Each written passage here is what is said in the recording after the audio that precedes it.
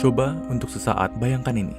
Anda menjalani hari seperti biasa, hidup tampak normal, Anda merasa nyaman. Namun, seketika, ruangan di sekitar Anda mulai menggelap. Anda mulai mendengar suara-suara asing, dan dunia sekitar tidak terlihat normal lagi. Bagaimana kira-kira reaksi Anda? Takut tentunya. Nah, sekarang bayangkan hal yang sama terjadi setiap hari sepanjang hidupmu. Itulah realita bagi sebagian orang yang menderita skizofrenia. Apa sebenarnya penyakit ini? Apa yang menyebabkannya? Dan adakah cara untuk menyembuhkannya?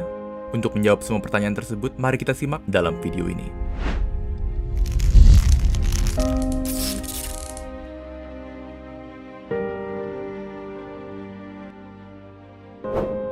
Untuk banyak orang, ketika mendengar istilah skizofrenia, mungkin mereka akan langsung membayangkan karakter fiksi seperti The Joker yang bersifat jahat dan berbahaya bagi orang sekitar.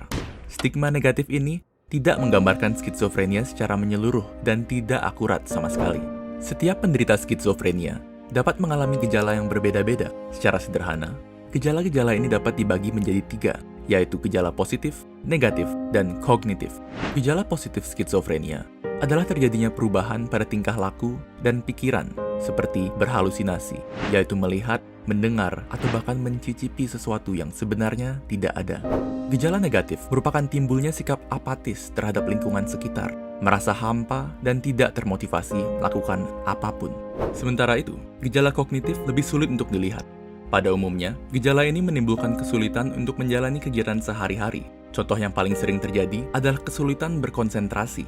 Seseorang dapat dikatakan menderita skizofrenia apabila dirinya mengalami gejala-gejala tersebut dan apabila gejalanya memiliki dampak yang signifikan terhadap kegiatan sehari-hari.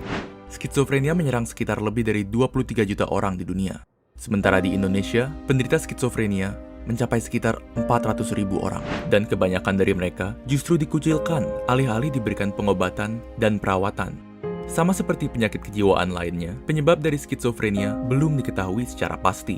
Namun, ada beberapa faktor yang dapat meningkatkan resiko seseorang menderita skizofrenia, yaitu keturunan, komplikasi saat kelahiran, dan cedera otak. Selebihnya, bagi orang-orang yang berisiko tinggi tersebut, terdapat beberapa hal yang dapat membuat gejala mereka kambuh, seperti stres dan penggunaan narkoba. Karena kurangnya pemahaman masyarakat, penderita skizofrenia seringkali dikucilkan atau diberikan perawatan bersifat non-saintifik yang dapat memperparah situasi. Yang justru diperlukan oleh penderita skizofrenia adalah pemeriksaan oleh seorang spesialis kedokteran jiwa atau psikiater, dan tentunya obat-obatan khusus yang dapat menekan gejala-gejala mereka. Kenyataan pahitnya adalah skizofrenia tidak memiliki dukungan sebesar penyakit lain, seperti kanker atau HIV. Tidak banyak orang membicarakan skizofrenia.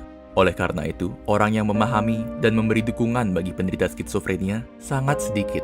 Menjalani hidup sebagai seorang penderita skizofrenia adalah menjalani hidup yang penuh kesepian.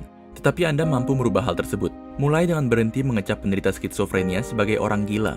Stigma tersebut hanya akan membuat penderita skizofrenia semakin menghindari perawatan yang diperlukannya dan membuatnya semakin dikucilkan oleh lingkungan sekitar.